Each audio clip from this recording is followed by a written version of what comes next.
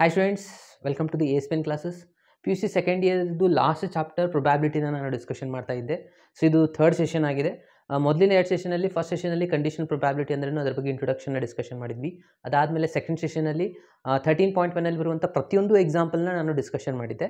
So ಈ ಒಂದು ಸೆಷನಲ್ಲಿ ನಾನು ಮಲ್ಟಿಪ್ಲಿಕೇಶನ್ ರೂಲ್ ಆನ್ ಪ್ರೊಬ್ಯಾಬಿಲಿಟಿ ಬಗ್ಗೆ ಮತ್ತು ಇಂಡಿಪೆಂಡೆಂಟ್ ಇವೆಂಟ್ ಬಗ್ಗೆ ಡಿಸ್ಕಷನ್ ಮಾಡೋಣ. ಅದರ ಮೇಲೆ ಬರುವಂಥ ಎಕ್ಸಾಂಪಲ್ಸ್ಗಳನ್ನು ಡಿಸ್ಕಷನ್ ಮಾಡ್ತಾ ಇದ್ದೀನಿ ಸ್ಟೂಡೆಂಟ್ಸ್. ಓಕೆ, ಸೊ ಆದಷ್ಟು ನಿಮ್ಮೆಲ್ಲ ಫ್ರೆಂಡ್ಸ್ಗಳಿಗೆ ಈ ಒಂದು ವಿಡಿಯೋ ಲಿಂಕ್ನ ಶೇರ್ ಮಾಡಿ. ಸೊ ಅವ್ರಿಗೂ ಕೂಡ ಹೆಲ್ಪ್ ಆಗಲಿ. ಯಾಕಂದರೆ ಈ ಒಂದು ನನ್ನ ಎಲ್ಲ ಕ್ಲಾಸಸ್ಗಳು ಏನಾಗಿರುತ್ತೆ ಅಂದರೆ ಫ್ರೀ ಕ್ಲಾಸಸ್ಗಳಾಗಿರುತ್ತೆ ಸ್ಟೂಡೆಂಟ್ಸ್. ಸೊ ಯಾವುದೇ ಥರನಾದಂಥ ಚಾರ್ಜಸ್ಗಳು ಇರೋದಿಲ್ಲ. ಪ್ರತಿಯೊಂದು ಕ್ಲಾಸಸ್ಗೂ ಫ್ರೀ ಕ್ಲಾಸಸ್ ಇರುತ್ತೆ. ಸೊ ಎಲ್ಲ ಸ್ಟೂಡೆಂಟ್ಸ್ಗೆ ಹೆಲ್ಪ್ ಆಗಲಿ ಅಂತ ಹೇಳಿ ನಾನು ಈ ಒಂದು ವಿಡಿಯೋ ಮಾಡ್ತಾ ಇದ್ದೀನಿ. ಸೊ ಫಾಸ್ಟಾಗಿ ನಿಮ್ಮೆಲ್ಲ ಫ್ರೆಂಡ್ಸ್ಗಳ ವಾಟ್ಸಪ್ ಗ್ರೂಪ್ ಇರುತ್ತೆ ನೋಡಿ, ಅಲ್ಲಿ ಈ ಒಂದು ವಿಡಿಯೋ ಲಿಂಕ್ನ ಶೇರ್ ಮಾಡಿ ಸ್ಟೂಡೆಂಟ್ಸ್. ಓಕೆ, ಸೊ ಸ್ಟಾರ್ಟ್ ಮಾಡೋಣ. ಸೊ ನೋಡಿ, ಮೊದಲನೇದಾಗಿ ಸೊ ನಾವು ಇವಾಗ ಡಿಸ್ಕಷನ್ ಮಾಡಬೇಕಾಗಿರೋದು ಮಲ್ಟಿಪ್ಲಿಕೇಶನ್ ಥಿಯರಮ್ ಆನ್ ಪ್ರೊಬ್ಯಾಬಿಲಿಟಿ. ಏನಿದು ಮಲ್ಟಿಪ್ಲಿಕೇಶನ್ ಥಿಯರಮ್ ಆನ್ ಪ್ರೊಬ್ಯಾಬಿಲಿಟಿ ಅಂದರೆ, ಸೊ ನಾವು ಇಲ್ಲಿವರೆಗೂ ಕಂಡೀಷನಲ್ ಪ್ರೊಬ್ಯಾಬಿಲಿಟಿದು ಫಾರ್ಮುಲಾ ನಾವು ಸ್ಟಡಿ ಮಾಡಿದ್ದೀವಿ. ಏನು, E given by F is equals to ಏನಿತ್ತು, probability of E intersection F divided by, ಇಲ್ಲಿ ಏನಿದೆ ಗಿವನ್ ಬೈ ಅದೇ ನನಗೆ ಇಲ್ಲಿ ಡಿವೈಡೆಡ್ ಬೈ ಒಳಗೆ ಬರ್ತಿತ್ತು ಪಿ ಆಫ್ ಎಫ್ ಅಂತ ಹೇಳಿ. ಓಕೆ, ಇದು conditional probability. Multiplication rule on probability ಅಂದರೆ ಈ ಡಿವೈಡ್ ಬೈ ಇದ್ದು ಈ ಕಡೆ ಶಿಫ್ಟ್ ಆಗುತ್ತೆ ಸ್ಟೂಡೆಂಟ್ಸ್. ಆಗೇನಾಗುತ್ತೆ, ಇದು ಮಲ್ಟಿಪ್ಲೈ ಆಗುತ್ತಲ್ವಾ, ಅಂದರೆ probability of E intersection F is equals to, ಇದು ಈ ಕಡೆ ಬಂದರೆ ಏನಾಗುತ್ತೆ, P of F into probability of E given by F. ಇದು ನಮ್ಮದು ಮಲ್ಟಿಪ್ಲಿಕೇಶನ್ ರೂಲ್ ಆನ್ ಪ್ರೊಬ್ಯಾಬಿಲಿಟಿದು ಫಾರ್ಮುಲಾ. ಅಂದರೆ ಇಂಟರ್ಸೆಕ್ಷನ್ಗೆ ಇಲ್ಲಿ ಫಾರ್ಮುಲಾ ಇರುತ್ತೆ. ಸೊ ನಾವು ಇಲ್ಲಿ ಇಂಟರ್ಸೆಕ್ಷನ್ನ ಈ ಥರನೂ ಬರೀತೀವಿ ನೋಡಿ, ಇ ಇಂಟು ಎಫ್ ಈ ಥರನೂ ಬರೀಬಹುದು. Okay, multiplication rule on probability ಅಂತ ಕೇಳ್ತಾರೆ. ಸೊ ಇನ್ನೊಂದು ಫಾರ್ಮುಲಾ ಕೂಡ ಇದೆ. ಸೊ ಯಾವುದು, ನಾವು ಫಾರ್ಮುಲಾನ ಈ ಥರನೂ ಯೂಸ್ ಮಾಡಿದೆ. ಕೆಲವೊಂದು ಸತಿ ಕ್ವಶನ್ ಈ ಥರನೂ ಕೇಳ್ತಾರೆ, ಎಫ್ ಗಿವನ್ ಬೈ ಇ ಇತ್ತು ಅಂದರೆ ಆಗೇನಾಗುತ್ತೆ, ಇಂಟರ್ಸೆಕ್ಷನ್ ಕಾಮನೇ ಇರುತ್ತಲ್ವ. ಇಲ್ಲಿನೂ ಏನು ಬರೀತೀವಿ ನಾವು, ಫಾರ್ಮುಲಾ ಬರೆದ್ರೆ E intersection F or F intersection E ಎರಡೂ ಸೇಮೇ ಆಗಿರುತ್ತೆ. ಸೊ ಇದು ಕಾಮನ್ ಆಗಿಬಿಡುತ್ತೆ. ಇಲ್ಲಿ ಡಿವೈಡ್ ಬೈ ಚೇಂಜ್ ಆಗುತ್ತೆ, ಏನಿದೆ ಇಲ್ಲಿ ಪಿ ಆಫ್ ಇ ಆಗುತ್ತೆ.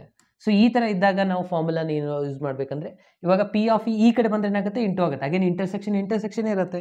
ಅಂದರೆ probability of E intersection F is equals to, ಇದು ಈ ಕಡೆ ಬಂದಾಗ ಪಿ ಆಫ್ ಇ ಆಗುತ್ತೆ students. P of E into probability of F given by E ಆಗುತ್ತೆ. ಇದು ಕೂಡ ಮಲ್ಟಿಪ್ಲಿಕೇಶನ್ ರೂಲ್ ಆನ್ ಪ್ರೊಬ್ಯಾಬಿಲಿಟಿ ಫಾರ್ಮುಲಾನೇ ಆಗಿದೆ. ಓಕೆ, ಸೊ ನಿಮ್ಗೆ ಇಲ್ಲಿ ಇದನ್ನು ಗೊತ್ತಿರಬೇಕು, ಎರಡೂ ಫಾರ್ಮುಲಾನು ನಾವು ಯೂಸ್ ಮಾಡ್ಕೊತೀವಿ.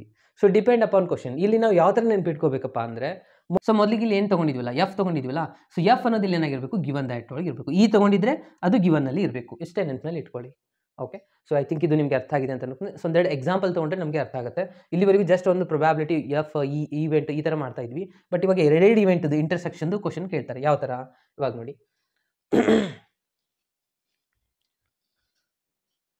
ಓಕೆ, ಸೊ ಇಲ್ಲಿ ಒಂದು ಕ್ವಶನ್ ಇದೆ ಸ್ಟೂಡೆಂಟ್ಸ್. ಏನಿದೆ ನೋಡಿ, ಕ್ವಶನ್ನ ನಾನು ಇಲ್ಲಿ ಅಬ್ಸರ್ವ್ ಮಾಡ್ತಾ ಹೋಗ್ತೀನಿ.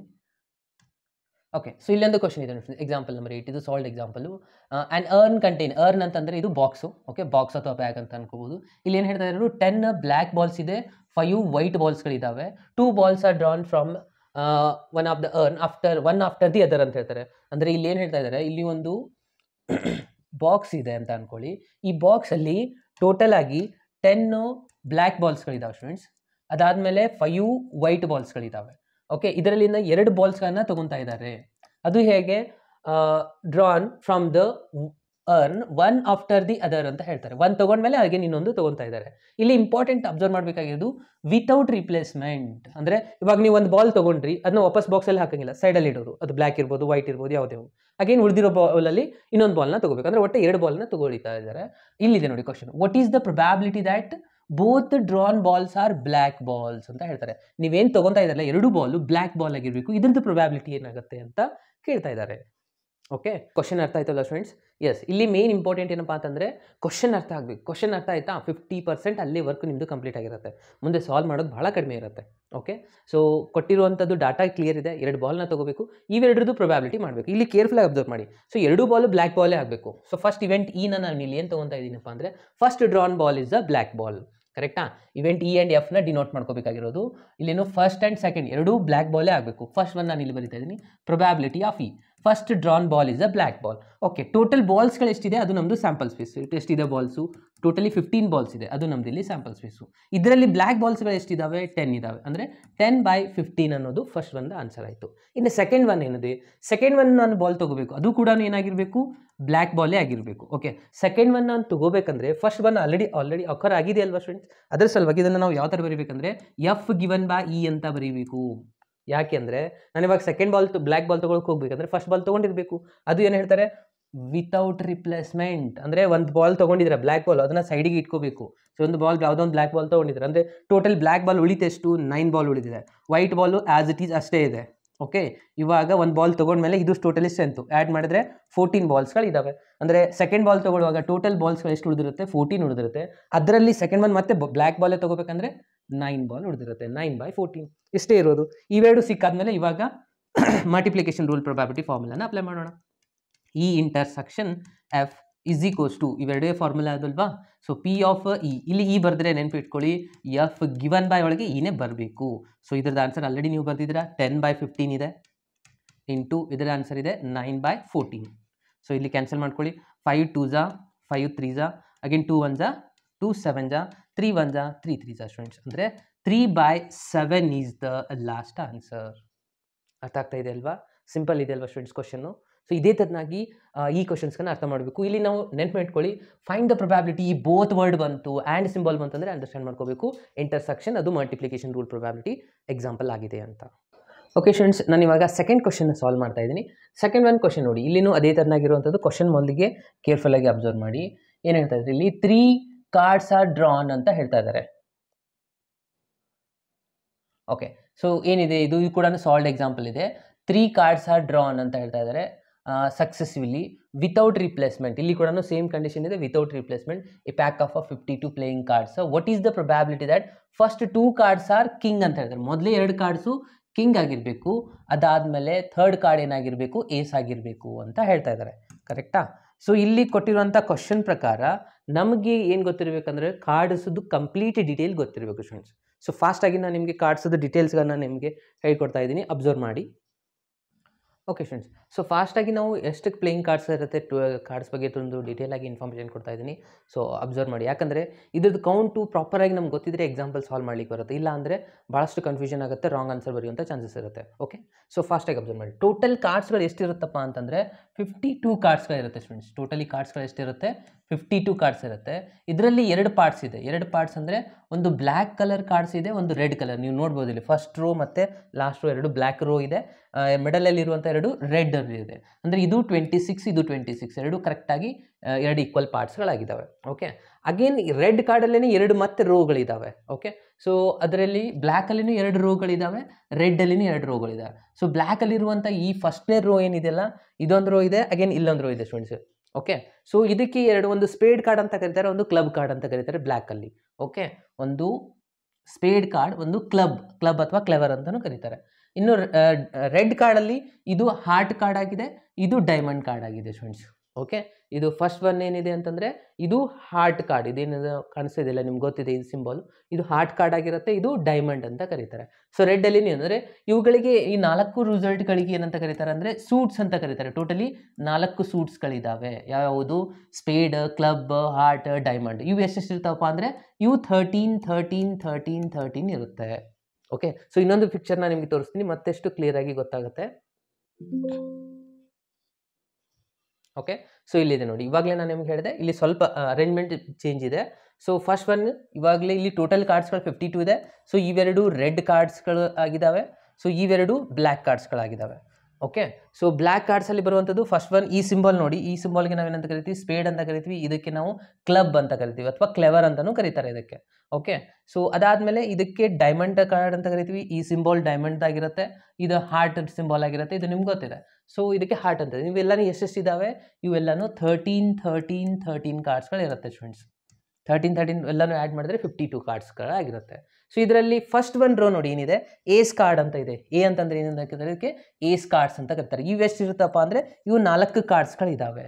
ಓಕೆ, ಅದಾದಮೇಲೆ ಇಲ್ಲಿ ನೋಡಿ ಫಸ್ಟ್ ಒನ್ ಇಲ್ಲಿಂದ 4 ಇದಾವಲ್ಲ, ಇವು 2 ಬ್ಲ್ಯಾಕ್ 2 ರೆಡ್ ಇರುತ್ತೆ, ಜಾಕ್ ಕಾರ್ಡ್ ಅಂತ ಕರೀತಾರೆ, ಜಾಕ್ಸ್ ಅಂತ ಕರೀತಾರೆ. ಇದು ಕ್ವೀನ್ ಕಾರ್ಡ್ಸ್ಗಳು ಎಷ್ಟಿರುತ್ತೆ? 4 ಇರುತ್ತೆ.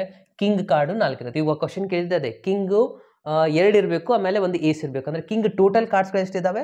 4 ಕಾರ್ಡ್ಸ್ಗಳಿದ್ದಾವೆ. ಇದು ನಿಮಗೆ ಗೊತ್ತಿರಬೇಕು. ಇವು 4 ಇರುತ್ತೆ, ಇದು 4 ಇರುತ್ತೆ, ಇದು 4 ಇರುತ್ತೆ, ಏಸ್ ಕಾರ್ಡ್ ಕೂಡ 4 ಇರುತ್ತೆ.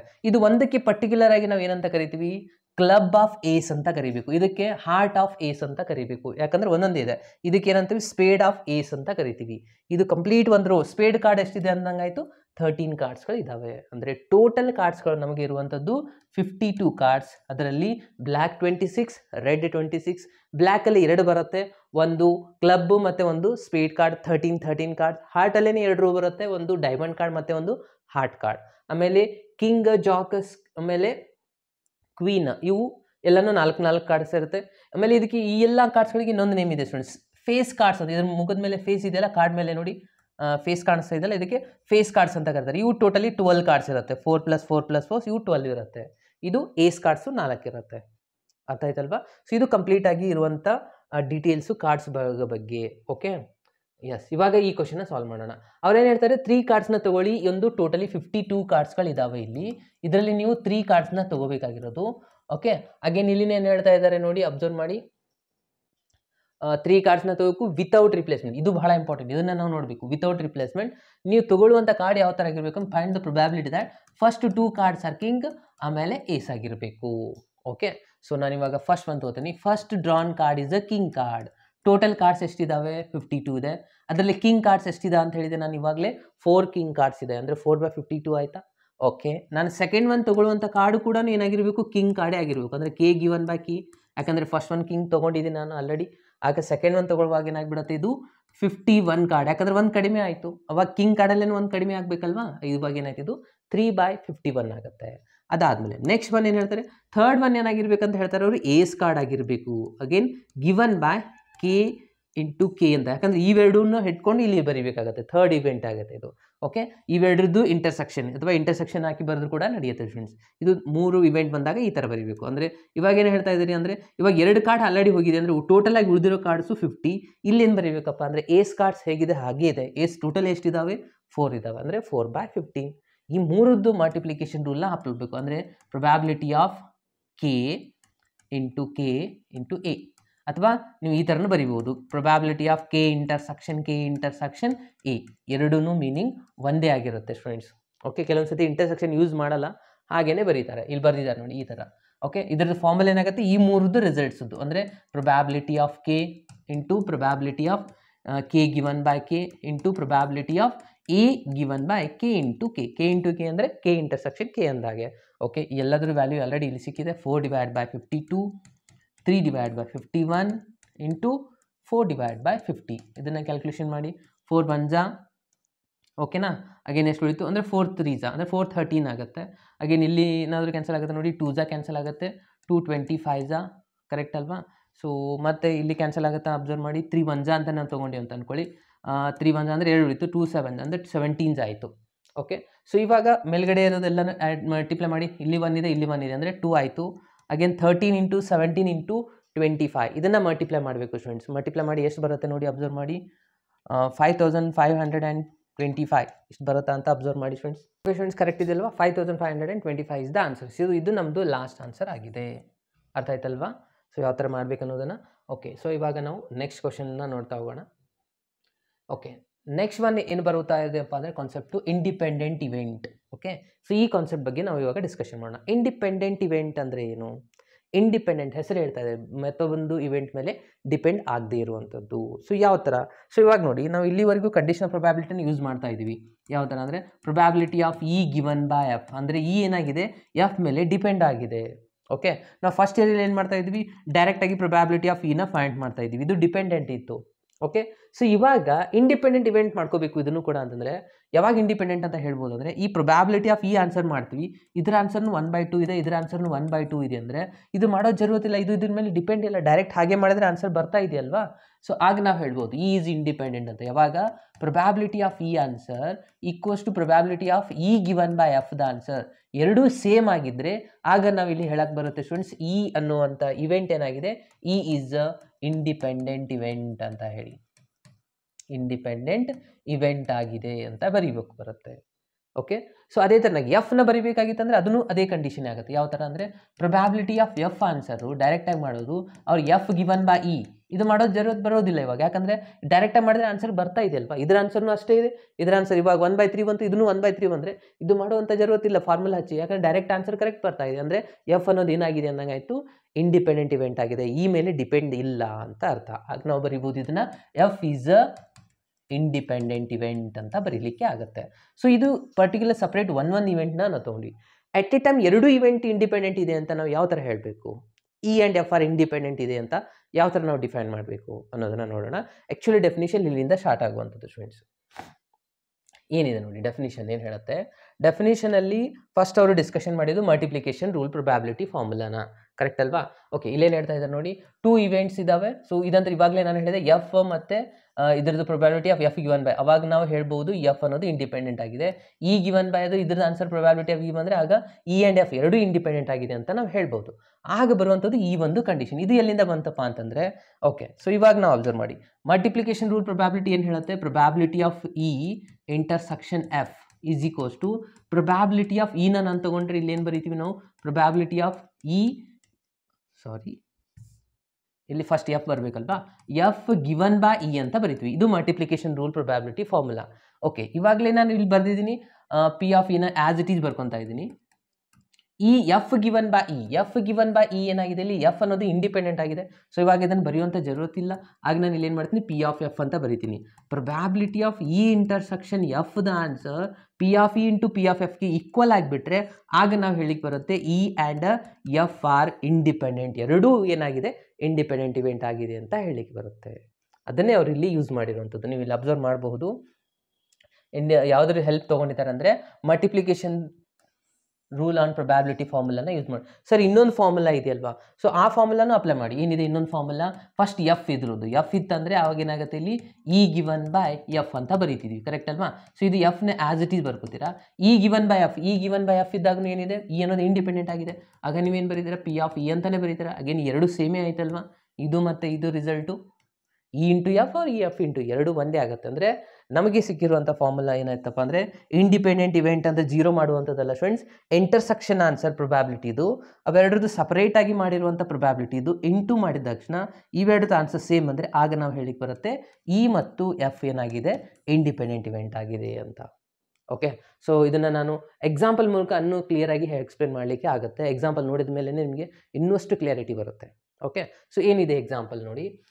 ಇಲ್ಲೇನಿದೆ, ಎ ಡೈ ಈಸ್ ಥ್ರೋನ್ ಅಂತ ಹೇಳ್ತಾರೆ. ಒಂದು ಡೈನ ಥ್ರೋ ಮಾಡಿದ್ರೆ ಸ್ಯಾಂಪಲ್ ಸ್ಪೇಸ್ ಏನು ಬರುತ್ತೆ, 1 2 3 4 5 6. ಇವೆಂಟ್ ಈ ಅವರೇ ಕೊಟ್ಟಿದ್ದಾರೆ ನೋಡಿ ಇಲ್ಲಿ ಏನಂತ, the number appearing on multiple of 3 ಅಂತ ಹೇಳ್ತಾರೆ. ಓಕೆ, ಮಲ್ಟಿಪಲ್ ಆಫ್ 3 ಅಂದರೆ ಯಾವೆಲ್ಲ ಆಗುತ್ತೆ, 3 ಮತ್ತು 6 ಇವೆರಡಲ್ಲಿ ಮಲ್ಟಿಪಲ್ ಆಫ್ 3 ಬರೋದು 3 ಆ್ಯಂಡ್ 6. ಎಫ್ ದಿ ಇವೆಂಟ್ ಏನು ಹೇಳ್ತಾ ಇದ್ದಾರೆ, the number appearing is a even number ಅಂತ ಹೇಳ್ತಾರೆ. ಇವನ್ ನಂಬರ್ ಯಾವೆಲ್ಲ ಇದಾವೆ ಇದರಲ್ಲಿ, 2 ಇದೆ, 4 ಇದೆ, 6 ಇದೆ. Okay, find whether it is E and F are independent event ಅಲ್ವಾ ಅಂತ. ಇಂಡಿಪೆಂಡೆಂಟ್ ಇವೆಂಟ್ ಚೆಕ್ ಮಾಡಬೇಕಂದ್ರೆ ಏನಿದೆ ನಮ್ಮದು formula, E intersection F is equals to ನಮಗೇನು ಬರಬೇಕು answer, P of E into P of F. ಇವೆರಡದು ಆನ್ಸರ್ ಮಲ್ಟಿಪ್ಲಿಕೇಶನ್ಗೆ ಈಕ್ವಲ್ ಆಗಬೇಕು. ಓಕೆ, ಸೊ ಒಂದೊಂದಾಗಿ ಫೈಂಡ್ ಮಾಡೋಣ. ಫಸ್ಟು ಪಿ ಆಫ್ ಇನ ಮಾಡೋಣ. ಪಿ ಆಫ್ ಇ ಎಷ್ಟಾಗುತ್ತೆ, ಟೋಟಲ್ ಸ್ಯಾಂಪಲ್ ಸ್ಪೇಸಲ್ಲಿ ಇರುವಂಥದ್ದು 6 ಎಲಿಮೆಂಟು, ಇಲ್ಲಿರುವಂಥದ್ದು 2 ಎಲಿಮೆಂಟು. ಸೊ 2/6 ಬಂದಿದೆ. ಅಗೇನ್ ಪಿ ಆಫ್ ಎಫ್ನ ಮಾಡ್ಕೊಳ್ಳೋಣ. ಸೊ ಪಿ ಆಫ್ ಎಫ್ ಅಲ್ಲಿ ಎಷ್ಟಿದೆ, 3 ಎಲಿಮೆಂಟ್ಸ್ ಇದೆ, ಅಂದರೆ 3/6 ಆಗುತ್ತೆ. ಇವಾಗ ಇವೆರಡರದ್ದು ಇಂಟರ್ಸೆಕ್ಷನ್ ಅಂತ ತೊಗೋಬೇಕಾಗತ್ತೆ. ಓಕೆ, ಈ ಇಂಟರ್ಸೆಕ್ಷನ್ ಎಫ್ ಇವೆರಡರಲ್ಲಿ ಕಾಮನ್ ಏನು ಕಾಣಿಸ್ತಾ ಇದೆ ನೋಡಿ ಸ್ಟೂಡೆಂಟ್ಸ್, 6 ಅನ್ನೋದು ಮಾತ್ರ ಕಾಮನ್ ಕಾಣಿಸ್ತಾ ಇದೆಯಾ. ಓಕೆ, ಸೊ ಇದ್ರದ್ದು ಪ್ರೊಬ್ಯಾಬಿಲಿಟಿನ ನಾನು ಇಲ್ಲಿ ಬರ್ಕೊತಾ ಇದ್ದೀನಿ. Probability of E intersection F, ಇದರ ಆನ್ಸರ್ ಬಂತು 1/6. ಅಂದರೆ ಇವಾಗ ನಾವು ಎಲ್ ಎಚ್ ಎಸ್ ಆನ್ಸರ್ ಬಂದಾಗಾಯ್ತು. ಇವಾಗ ಆರ್ ಎಚ್ ಎಸ್ ಒಂದು ಚೆಕ್ ಮಾಡ್ಕೋಬೇಕಲ್ವಾ. ಓಕೆ, ಚೆಕ್ ಮಾಡೋಣ. ಇವಾಗ ನಾನು ಫಾರ್ಮುಲಾ ಬರಿತಾ ಇದ್ದೀನಿ, E intersection F is equals to P of E into P of F ಅಂತಿದೆ. ಓಕೆ, ಪಿ ಆಫ್ ಇದ ಆನ್ಸರ್ ಎಷ್ಟು ಬಂದಿದೆ, 2/6 ಇದೆ, ಇಂಟು ಇದರ ಆನ್ಸರ್ 3/6 ಇದೆ, ಕರೆಕ್ಟ್ ಅಲ್ವಾ. ಓಕೆ, ಇವಾಗ ಕ್ಯಾನ್ಸಲ್ ಮಾಡ್ಕೊಳ್ಳೋಣ. 3 1 3 2 2 1 2 1 ಅಂದರೆ ಉಳಿತು ಎಷ್ಟು ನೋಡಿ, 1/6 ಆನ್ಸರ್ ಬಂತಲ್ವಾ. ಸೊ ಇದನ್ನು 1/6 ಇದೆ, ಇಂಟರ್ಸೆಕ್ಷನ್ ಆನ್ಸರ್ ಕೂಡ 1/6 ಇದೆ. ಅಂದರೆ ಏನಂದಂಗಾಯಿತು, E and F are independent event ಆಗಿದೆ ಅಂತ ಬರೀಬೋದು. E and F are independent events ಇದ್ದಾವೆ ಅಂತ ಬರೀಲಿಕ್ಕೆ ಆಗುತ್ತೆ. ಯಾವಾಗ ಇಂಟರ್ಸೆಕ್ಷನ್ದು ಪ್ರೊಬ್ಯಾಬಿಲಿಟಿ ಆನ್ಸರ್ ಮತ್ತು ಇವೆರಡದು ಪರ್ಟಿಕ್ಯುಲರ್ ಮಲ್ಟಿಪ್ಲೈ ಮಾಡಿದ ಮೇಲೆ ಆನ್ಸರ್ ಸೇಮ್ ಬರಬೇಕು. ಸೊ ಐ ಥಿಂಕ್ ಇವಾಗ ಅರ್ಥ ಆಗ್ತಾ ಇದೆ ಅಂತ ನಾನು ಅನ್ಕೊತೀನಿ. ಸೊ ಇವಾಗ ಎಟ್ ಎ ಟೈಮ್ ಮೂರು ರಿಸಲ್ಟ್ಸ್ಗಳು ಬಂದರೆ ಏನು ಮಾಡಬೇಕು?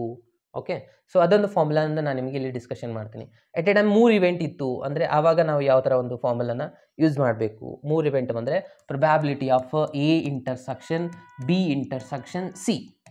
ಈ 3 ಇಂಡಿಪೆಂಡೆಂಟ್ ಇವೆಂಟ್ ಇದೆವಾ ಇಲ್ವಾ ಅಂತ ಚೆಕ್ ಮಾಡಬೇಕಂದ್ರೆ ಭಾಳ simple, P of A into P of B into P of C. ಈ 3ದು ಮಲ್ಟಿಪ್ಲಿಕೇಶನ್ನು ಇಂಟರ್ಸೆಕ್ಷನ್ ಜೊತೆ ಈಕ್ವಲ್ ಆದರೆ ಆಗ ನಾವು ಹೇಳ್ಬೋದು A B and C R independent event ಅಂತ ಹೇಳಲಿಕ್ಕೆ ಸಾಧ್ಯ ಇದೆ. ಓಕೆನಾ? ಸೊ ಇದು ಒಂದು ಫಾರ್ಮುಲಾನು ನಿಮಗೆ ಗೊತ್ತಿರಬೇಕಾಗತ್ತೆ. ಹಾಗೆ ಇಲ್ಲಿ ಇನ್ನೊಂದು ಎಕ್ಸಾಂಪಲ್ನ ನಾನು ಇಲ್ಲಿ ಸಾಲ್ವ್ ಮಾಡ್ತಾ ಇದ್ದೀನಿ. ಏನಪ್ಪ ಅಂತಂದರೆ ಇದು ನಿಮ್ಮ solved example. An unbiased die is thrown twice ಅಂತ ಹೇಳ್ತಾರೆ. ಒಂದು ಡೈನ ಅನ್ಬಯಾಸ್ಡ್ ಅಂದರೆ ಕರೆಕ್ಟ್ ಆಗಿರುವಂಥ ಡೈನ ನಾನು ಥ್ರೋ ಮಾಡಿದೆ ಎಷ್ಟು ಸತಿ? ಟ್ವೈಸ್ ಅಂದರೆ 2 ಸತಿ. ಅಂದರೆ ಎಷ್ಟು ಪಾಸಿಬಿಲಿಟೀಸ್ ಆಗುತ್ತೆ? 36 ಪಾಸಿಬಿಲಿಟೀಸ್ ಆಗುತ್ತೆ. ಓಕೆ, ಅಗೇನ್ ಇಲ್ಲಿ ಕಂಡೀಷನ್ ಏನು ಕೊಡ್ತಾರೆ ನೋಡಿ, let event A odd numbers on the first throw ಅಂತ ಹೇಳ್ತಾರೆ. ಓಕೆ, ಸೊ ಇವಾಗ ನಾನು ಸ್ಯಾಂಪಲ್ ಸ್ಪೇಸ್ನ ಬರೀತಾ ಹೋದರೆ ಒಂದಿಷ್ಟು ಎಕ್ಸಾಂಪಲ್ ಬರೀತಾ ನೋಡಿ, 1 1 1 2 1 3 ಇದೇ ಥರನಾಗಿ ಕಂಟಿನ್ಯೂಸ್ ಆಗಿ ಬರೀತಾ ಹೋದರೆ ಲಾಸ್ಟಲ್ಲಿ 6 6 ಇದಿಷ್ಟು ಪಾಸಿಬಿಲಿಟೀಸ್ ಇದೆ, 36 ಪಾಸಿಬಿಲಿಟಿ. ಇವೆಂಟ್ ಈದು ಕಂಡೀಷನ್ ಏನು ಹೇಳ್ತಾ ಇದ್ದಾರೆ ಅವರು? Odd numbers on first throw. Odd numbers ಬರಬೇಕು ಫಸ್ಟ್ ಥ್ರೋ ಅಲ್ಲಿ. ಫಸ್ಟ್ ಥ್ರೋ ಅಂದರೆ 1 1 ಬರಿಬೋದಾ? ಓಕೆ, 1 2 ಇದು ಕಂಪ್ಲೀಟ್ನು ಎಲ್ಲಿವರೆಗೂ? 1 6ವರೆಗೂ. ಅದಾದಮೇಲೆ 2 ಬರಲ್ಲ, 2 ಇವನ್ ಆಗುತ್ತೆ. 3 ಬರೀಬೇಕು, 3 ಆಡ್ ನಂಬರ್ ಫಸ್ಟು, 3 1 ಇದಷ್ಟೇ ನೋಡಬೇಕು ಫಸ್ಟ್. ಎರಡನೇದು ನಮಗೆ ಇಂಪಾರ್ಟೆಂಟ್ ಇಲ್ಲ, ಯಾಕಂದರೆ ಅವ್ರ ಕಂಡೀಷನಲ್ಲಿ ಕೊಟ್ಟಿಲ್ಲ. ಇಲ್ಲಿವರೆಗೂ ಇದು 3 6ವರೆಗೂ. ಓಕೆ, ಅದಾದಮೇಲೆ 4 ಬರಲ್ಲ, 5 ಬರೀತೀರ, 5 1 5 2 5 3 ಸೋ ಆನ್ ಅಪ್ ಟು 5 6. ಇದಾಗಿದೆ ನಮ್ಮದು ಇವೆಂಟ್ ಇದು ಕಂಡೀಷನ್. ಅದೇ ಥರನಾಗಿ ಎಫ್ದು ಒಂದು ಕಂಡೀಷನ್ ಏನಿದೆ ನೋಡಿ. ಎಫ್ ಕಂಡೀಷನ್ ಏನು ಹೇಳ್ತಾ ಇದ್ದಾರೆ? ಅಥವಾ ಬಿ, ಇಲ್ಲಿ ಎ ಬಿ ಅಂತ ತೊಗೊಂಡಿದ್ದಾರೆ, ನಾವು ಅದನ್ನೇ ಯೂಸ್ ಮಾಡೋಣ. ಓಕೆ, ಇದು ಎ ಇವೆಂಟ್ ಇದೆ. ಸೊ ಬಿ ಇವೆಂಟ್ ಏನಿದೆ? ಬಿ ಇವೆಂಟ್ ಕಂಡೀಷನ್ ಅವರು ಹೇಳ್ತಾ ಇದ್ದಾರೆ odd numbers on the second throw. ಅಂದರೆ ಸೆಕೆಂಡ್ ಥ್ರೋ ಅಲ್ಲಿ ಆಡ್ ನಂಬರ್ ಬರಬೇಕು. ಫಸ್ಟ್ ಏನು ಬೇಕಾದರೂ ಬಂದರೆ ನಡೆಯುತ್ತೆ. ಸೆಕೆಂಡ್ ಥ್ರೋ ಅಲ್ಲಿ ಆಡ್ ನಂಬರ್ ಬರಬೇಕಂದ್ರೆ 1 1 ಬರುತ್ತೆ. ಓಕೆನಾ? ಅಗೇನ್ 2 1 ಬರುತ್ತೆ. ಇದು ಕಾಲಮ್ ವೈಸ್ ಬರಿತಾ ಹೋಗಬೇಕು, 3 1 3 2 ಅಪ್ ಟು 6 1. ಸೆಕೆಂಡ್ ರಿಸಲ್ಟ್ ಮಾತ್ರ ಇಂಪಾರ್ಟೆಂಟ್ ಆಗುತ್ತೆ, ಅರ್ಥ ಮಾಡ್ಕೊಳ್ಳಿ. ಓಕೆ, 6 1 ಥರ. ಅದಾದಮೇಲೆ ನೆಕ್ಸ್ಟು ಇಲ್ಲಿ 1 ಆದಮೇಲೆ 3 ಬರಬೇಕು. ಇಲ್ಲಿ ಅಗೇನ್ 1 1 3 ಬರ್ಬೋದು, ಅಗೇನ್ 2 3 ಬರ್ಬೋದು. ಓಕೆ, ಸೊ ಅದಾದಮೇಲೆ ನೆಕ್ಸ್ಟ್ ಯಾವ್ದು ಬರ್ಬೋದು ಫ್ರೆಂಡ್ಸ್? 3 3 ಬರ್ಬೋದು. ಎಲ್ಲಿವರೆಗೂ? ಇದು 6 3ವರೆಗೂ. ನೆಕ್ಸ್ಟು 1 5 ಬರ್ಬೋದು, 2 5 ಬರ್ಬೋದು, ಅಗೇನ್ 3 5 ಬರ್ಬೋದು. ಎಲ್ಲಿವರೆಗೂ? ಇದು ಕೂಡ 6 5ವರೆಗೂ. ಸೊ ಇದು ಟೋಟಲಿ ಪಾಸಿಬಿಲಿಟೀಸು ಫಸ್ಟ್ದು ಮತ್ತು ಸೆಕೆಂಡ್ದು. ಸೊ ಇದು ಎಷ್ಟಾಗಿದೆ? 3 ರೋಸ್ ಅಂದರೆ ಆಬ್ವಿಯಸ್ಲಿ 6 ಇಂಟು 3 18 ಆಗಿರುತ್ತೆ. ಇದು ಕೂಡ 18 ಇದೆ. ಓಕೆ, ಸೊ ಇವಾಗ ನಾವು ಚೆಕ್ ಮಾಡಬೇಕಾಗಿರುವಂಥದ್ದು ಎ ಇಂಟರ್ಸೆಕ್ಷನ್ ಬಿ. ಇದು ಯಾವೆಲ್ಲ condition? So 2 condition at a time satisfy ಮಾಡಬೇಕು. ಅದೇ ನಮ್ಮದು ಆನ್ಸರ್ ಆಗುತ್ತೆ. ಏನಿದೆ? ಫಸ್ಟ್ ನಂಬರ್ ಆಡ್ ಇರಬೇಕು, ಸೆಕೆಂಡ್ನೂ ಆಡ್ ಇರಬೇಕು. ಓಕೆ, ಇದು ಫಸ್ಟಲ್ಲಿ ಆಡ್ ಇರಬೇಕಂತ ಹೇಳ್ತಾ ಇದ್ದಾರೆ, ಆಡ್ ನಂಬರು. ಸೆಕೆಂಡ್ ಕೂಡ ಆರ್ಡಲ್ಲೇ ಇರುವಂಥ ನಂಬರ್ನ ನಾವು ಚೂಸ್ ಮಾಡಬೇಕು. ಅದು ನಮ್ಮದು ಕಾಮನ್ ಇಂಟರ್ಸೆಕ್ಷನ್ ಆಗುತ್ತೆ. ಇವಾಗ ಫಾರ್ ಎಕ್ಸಾಂಪಲ್ 1 1 2 ಆಡ್ ನಂಬರ್ ಇದೆ, ಕರೆಕ್ಟಾ? ಅಗೇನ್ 1 3 ಇದು ಕೂಡ ಆಡ್ ನಂಬರ್ ಇದೆ. ನೆಕ್ಸ್ಟ್ 1 3 ಆದಮೇಲೆ 1 4 ಬರಲ್ಲ, 1 5 ಇದು ಕೂಡ ಆಡ್ ನಂಬರ್ ಇದೆ, 1 6 ಬರಲ್ಲ. ನೆಕ್ಸ್ಟ್ ಯಾವ ಸ್ಟಾರ್ಟ್ ಮಾಡ್ತೀರಾ? 2 ಇಂದ ಅಂತೂ ಕಂಪ್ಲೀಟ್ ರೋ ಬರೋದೇ ಇಲ್ಲ. ನೆಕ್ಸ್ಟ್ ಇಲ್ಲಿಂದ ಸ್ಟಾರ್ಟ್ ಮಾಡ್ತೀರಾ 3 1. ಎಸ್, ಇದು ಕೂಡ ಏನಾಗಿದೆ? ಆಡ್ ನಂಬರ್ ಆಗಿದೆ. 3 3 2 ಆಡ್ ನಂಬರ್ ಬರಿಬೋದು. 3 5 ಕರೆಕ್ಟ್ ಅಲ್ವಾ? ನೆಕ್ಸ್ಟು 5 1 ಆಡ್ ನಂಬರ್ ಇದೆ, 5 2 ಬರಲ್ಲ, 5 3 ಬರುತ್ತೆ, 5 4 ಬರಲ್ಲ, 5 5 ಬರುತ್ತೆ. ನೆಕ್ಸ್ಟ್ 6ದು ಬರಲ್ಲ. ಸೊ ಇದೇನಾಗಿದೆ? ಕಂಪ್ಲೀಟಾಗಿ ಇಂಟರ್ಸೆಕ್ಷನ್ ಆನ್ಸರ್. ಇಂಟರ್ಸೆಕ್ಷನ್ದು ಪ್ರೊಬ್ಯಾಬಿಲಿಟಿನ ಬರ್ಕೊಳ್ಳೋಣ. ಏನಾಗುತ್ತೆ? A intersection B is equals to ಎಷ್ಟಿದೆ? 3 + 3 + 3 ಅಂದರೆ 9/36 ಆಯಿತು. Okay, so intersection. ಇವಾಗ ಇದ್ರದ್ದೊಂದು ಸಪ್ರೇಟಾಗಿ ನಾವು ಇದ್ರದ್ದೊಂದು ಆನ್ಸರ್ನ ಪಾಯಿಂಟ್ ಮಾಡಿ ಬರ್ಕೊಳ್ಳೋಣ. ಓಕೆ, ಇದರದ್ದು ಇಲ್ಲೇ ಬರಿತಾ ಇದೆ ನೋಡಿ. ಪ್ರೊಬ್ಯಾಬಿಲಿಟಿ ಆಫ್ ಎ ಆನ್ಸರ್ ಎಷ್ಟಾಗುತ್ತೆ? ಇದು 18/36 ಆಗುತ್ತೆ. ಅಗೇನ್ ಪ್ರೊಬ್ಯಾಬಿಲಿಟಿ ಆಫ್ ಬಿ ಕೂಡ 18/36 ಆಗುತ್ತೆ. ಓಕೆ, ಸೊ ಇವಾಗ ಫಾರ್ಮುಲಾ ಪ್ರಕಾರ ಏನು ಹೇಳುತ್ತೆ? A intersection B is equals to. So A intersection ಬಿದು ಫಾರ್ಮುಲಾ ಪ್ರಕಾರ ನಾವು ಹೋದರೆ ಇವೆರಡರದ್ದು ಮಲ್ಟಿಪ್ಲಿಕೇಶನ್ ಯಾವುದು? P of A into P of ಬಿಗೆ ಈಕ್ವಲ್ ಆಗಬೇಕಲ್ವಾ? ಸೊ ಪಿ ಆಫ್ ಎ ಮತ್ತು ಪಿ ಆಫ್ ಬಿ ಎರಡು ಎಷ್ಟು ಬಂದಿದೆ? 18/36 ಇಂಟು 18/36. 18/36 ಅಂದರೆ 1/2 1/2 ಅಂದಾಗಲ್ವಾ. ಸೊ 1/2 1/2 ಅಂದರೆ 1/4 ಆನ್ಸರ್ ಬಂತು. ಸೊ ಇದನ್ನು ಅಷ್ಟೇ ಆಗುತ್ತೆ ನೋಡಿ. ಸೊ 9 1 9 4 ಅಂದರೆ ಇದು ಕೂಡ 1/4 ಆಗಿದೆ. ಸೊ ಇದು ಕೂಡ 1/4 ಆಗಿದೆ. ಸೊ ಎರಡು ಆನ್ಸರ್ 1/4 ಅಂದರೆ ಇದೇನಾಗಿದೆ ಅಂದಂಗಾಯಿತು, A and B are independent ಇವೆಂಟ್ಸ್ಗಳು ಆಗಿದ್ದಾವೆ ಅಂತ ಅರ್ಥ ಆಗ್ತಾ ಇದ್ದಿಲ್ಲ ಫ್ರೆಂಡ್ಸ್. ಸೊ ಇದೇ ಥರನಾಗಿ ಈ ಇಂಡಿಪೆಂಡೆಂಟ್ ಇವೆಂಟ್ಸ್ಗಳನ್ನು ಚೆಕ್ ಮಾಡುವಂಥದ್ದಾಗಿ ಕೆಲವೊಂದು ಸತಿ ಈಕ್ವಲ್ ಬರೋದಿಲ್ಲ. ಇನ್ನು ಎಕ್ಸಸೈಸಲ್ಲಿ ಒಂದಿಷ್ಟು ಕ್ವಶನ್ಸ್ ಇದೆ, ನಾನು ನೆಕ್ಸ್ಟ್ ಸಾಲ್ವ್ ಮಾಡ್ತೀನಿ. ಅದರಲ್ಲಿ ಎರಡು ಈಕ್ವಲ್ ಬರಲ್ಲ. ಅವಾಗ ಬರಲಿಲ್ಲ ಅಂದರೆ ಏನು ಮಾಡಬೇಕು, ಇಂಡಿಪೆಂಡೆಂಟ್ ಇಲ್ಲ, ನಾಟ್ ಇಂಡಿಪೆಂಡೆಂಟ್ ಇವೆಂಟ್ ಅಥವಾ ಡಿಪೆಂಡೆಂಟ್ ಇವೆಂಟ್ ಇದಾವಂತ ಹೇಳಲಿಕ್ಕಾಗತ್ತೆ. ಅರ್ಥ ಆಯ್ತಲ್ವಾ ಫ್ರೆಂಡ್ಸ್? ಎಸ್. ಸೊ ಇದ್ರ ಮೇಲೆ ಒಂದು ಎರಡು ಸಣ್ಣ ಥಿಯರಮ್ಸ್ಗಳು ಬರುತ್ತೆ, ಅದನ್ನು ಇವಾಗ ನಾನು ಡಿಸ್ಕಷನ್ ಮಾಡ್ತಾ ಇದ್ದೀನಿ. ಆಲ್ ಥಿಯರಮ್ಸ್ಗಳಿದ್ದಾವೆ, ಅದನ್ನು ನಾನು ಇವಾಗ ಡಿಸ್ಕಷನ್ ಮಾಡ್ತಾ ಇದ್ದೀನಿ. ಅದು ಇಂಡಿಪೆಂಡೆಂಟ್ ಇವೆಂಟ್ ಮೇಲೆ ಏನಿದೆ ನೋಡಿ. ಇಲ್ಲಿ ಹೇಳಿದಾರೆ ಪ್ರೂವ್ ದ್ಯಾಟ್ ಇಫ್ ಅಂತ ಹೇಳ್ತಾ ಇದ್ದಾರೆ E and F are independent event. E and F are ಯಾವಾಗ ಇಂಡಿಪೆಂಡೆಂಟ್ ಆಗುತ್ತೆ, ಇಂಟರ್ಸೆಕ್ಷನ್ ಆನ್ಸರು ಇ ಮತ್ತು ಇದರೆರಡರದ್ದು ಪ್ರಾಡಕ್ಟ್ಗೆ ಈಕ್ವಲ್ ಆಗಬೇಕು. ಸೊ ಇದು ಹಿಂಟ್ ಕೊಟ್ಟಿದ್ದಾರೆ. ಆಗ ನಾವು ಪ್ರೂವ್ ಮಾಡಬೇಕಾಗಿರೋದು ಏನಂದರೆ E and F dash are also independent event ಅಂತ ನಾವು ಪ್ರೂವ್ ಮಾಡಬೇಕು. ಅಂದರೆ E and F dash are independent ಅಂತ ಯಾವಾಗ ನಾವು ಕರೀಲಿಕ್ಕಾಗತ್ತೆ, ಇದ್ರದ್ದು ಇಂಟರ್ಸೆಕ್ಷನ್, ಈ ಇಂಟರ್ಸೆಕ್ಷನ್ ಎಫ್ ಡ್ಯಾಶ್ದ answer P of E into P of F dash ಈ ಥರ ಬರಬೇಕಲ್ವಾ.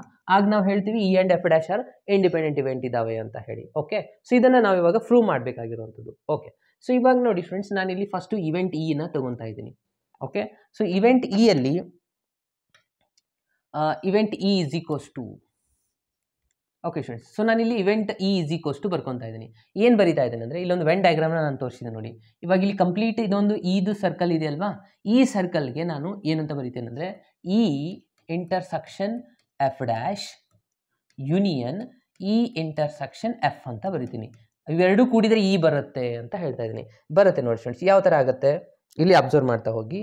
ಇಲ್ಲಿ ಒಂದು ಗ್ಯಾಪ್ ಪ್ಲೇಸ್ ಇದೆ. ಓಕೆ. ಸೊ ಈ ಒಂದು ಗ್ಯಾಪ್ ಪ್ಲೇಸ್ ಮತ್ತು ಈ ಒಂದು ಗ್ಯಾಪ್ ಪ್ಲೇಸ್ ಎರಡು ಕೂಡಿಸಿದಾಗಲೇ ನಮಗೆ ಈ ಕಂಪ್ಲೀಟ್ ಇ ಬರುವಂಥದ್ದಲ್ವಾ. ಹೇಗೆ ಅಂದರೆ ಇದಕ್ಕೆ ನಾವು ಯಾಕೆ ಈ ಇಂಟರ್ಸೆಕ್ಷನ್ ಎಫ್ ಡ್ಯಾಶ್ ಅಂತ ಹೆಸರು ಕೊಟ್ಟಿದ್ದೀವಿ ಅಪ್ಪ ಅಂತಂದರೆ, ಇಲ್ಲಿ ಅಬ್ಸರ್ವ್ ಮಾಡಿ, ಈ ರಿಸಲ್ಟಿಗೆ ಆ್ಯಕ್ಚುಲಿ ಏನು ಹೆಸರಿದೆ ಅಂದರೆ ಇ ಮೈನಸ್ ಎಫ್ ಅಂತ ಕರಿತೀವಿ ನಾವು. E but not F. A minus B ಅಂತ ಕರಿತಿದ್ವಿ ನೋಡಿ. ಎ ಮೈನಸ್ ಬಿ ಅಂತಂದರೆ ಎ ಇರಬೇಕು, ಓನ್ಲಿ ಎ ಅಂತಲೂ ಕರಿತಿದ್ವಿ. ಅಥವಾ ಈ ಇದ್ರ ಪ್ರಕಾರ ಹೋದರೆ ಓನ್ಲಿ ಇ, ಎಫ್ ಇಲ್ಲ. ಈ ಶೇಡ್ ಮಾಡಿದೆಯಲ್ಲ ಇಲ್ಲಿ ಕಲರ್ ಕಾಣಿಸ್ತಾ ಇದೆಯಲ್ವಾ, ಈ ಏರಿಯಾಗೆ ನಾವು ಇ ಮೈನಸ್ ಎಫ್ ಅಂತ ಕರಿತೀವಿ. ಅಥವಾ ಈ ಇಂಟರ್ಸೆಕ್ಷನ್ ಎಫ್ ಡ್ಯಾಶ್ ಅಂತಾನು ಡಿನೋಟ್ ಮಾಡ್ತಾರೆ. ಇದು ಏರಿಯಾ ಮತ್ತು ಇಲ್ಲಿ ಇಂಟರ್ಸೆಕ್ಷನ್, ಇವೆರಡು ಏರಿಯಾನ ನಾವು ಆ್ಯಡ್ ಮಾಡಿದ್ವಿ. ಇದು ಫಸ್ಟ್ ಏರಿಯಾ, ಎರಡು ಏರಿಯಾ ಆ್ಯಡ್ ಮಾಡಿದ್ರೆ ಕಂಪ್ಲೀಟ್ ಸರ್ಕಲ್ ಇ ಬರುತ್ತಲ್ವ. ಹಾಗಾಗಿ ಇವೆರಡು ರಿಸಲ್ಟ್ನ ನಾನು ಆ್ಯಡ್ ಮಾಡ್ತಾ ಇದ್ದೀನಿ. ಅದಕ್ಕೆ ನಾನು ಇಲ್ಲಿ ಇ ಅಂತ ಬರೆದು, ಇದಕ್ಕೆ ನಾನು ಪ್ರೊಬ್ಯಾಬಿಲಿಟಿನ ಅಪ್ಲೈ ಮಾಡ್ಕೊಂಡೆ ಅಂತ ಅಂದ್ಕೊಳ್ಳಿ. P of E is equals to, ಇವೆರಡು ಡಿಸ್ಜಾಯಿಂಟ್ ಸೆಟ್ ಇದೆ, ಜಾಯಿಂಟ್ ಅಂದ್ರೆ ಇಲ್ಲ. ಅಂದರೆ ಇದ್ರ ಪ್ರೊಬ್ಯಾಬಿಲಿಟಿ ಏನಾಗುತ್ತೆ, probability of E intersection F dash plus probability of E intersection F ಆಗಿಬಿಡುತ್ತೆ. ಇಂಟರ್ಸೆಕ್ಷನ್ ಕ್ಯಾನ್ಸಲ್ ಆಗಿಬಿಡುತ್ತೆ, ಯಾಕಂದ್ರೆ ಡಿಸ್ಜಾಯಿಂಟ್ ಸೆಟ್ ಇದೆ.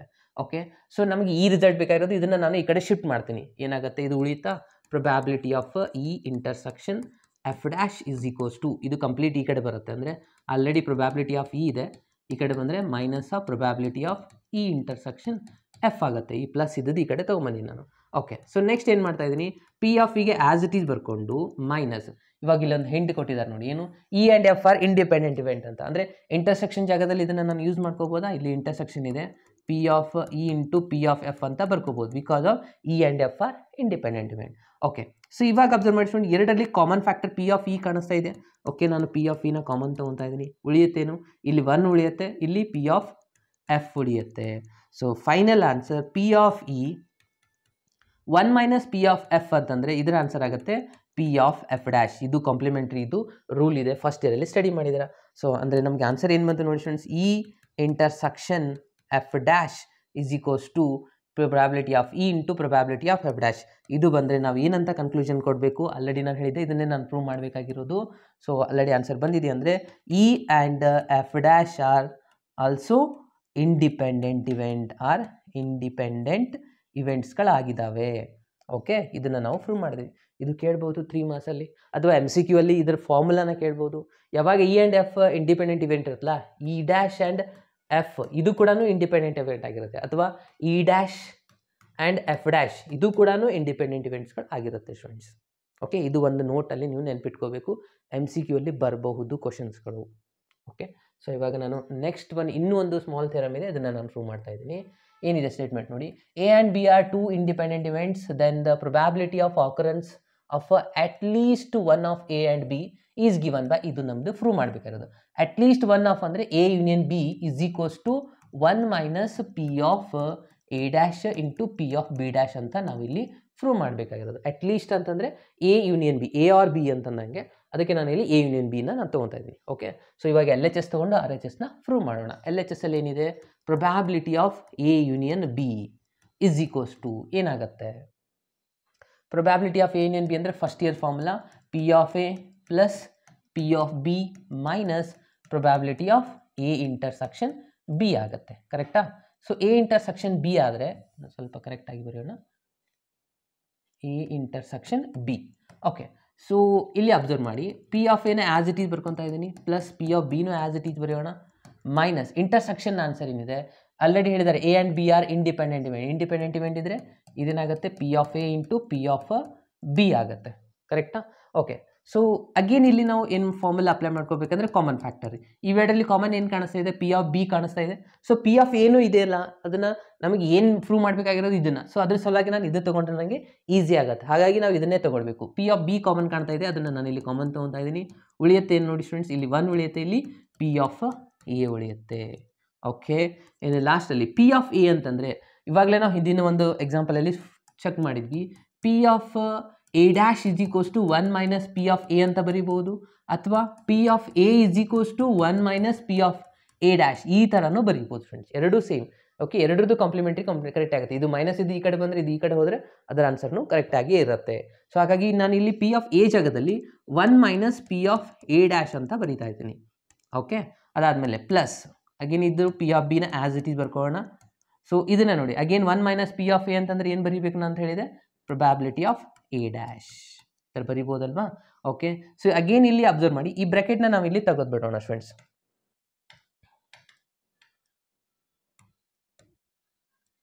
ಓಕೆ, ಸೊ ಬ್ರ್ಯಾಕೆಟ್ ತೆಗೆದ್ರು ಕೂಡ ನಡೆಯುತ್ತೆ.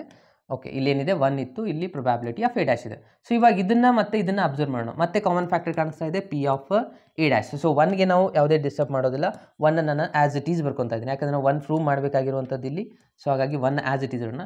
ಇವೆರಡರಲ್ಲಿ ಕಾಮನ್ ಏನಿಸ್ತದೆ, minus of P of A ಡ್ಯಾಶ್ನ ಕಾಮನ್ ತೊಗೋತಾ ಇದ್ದೀನಿ.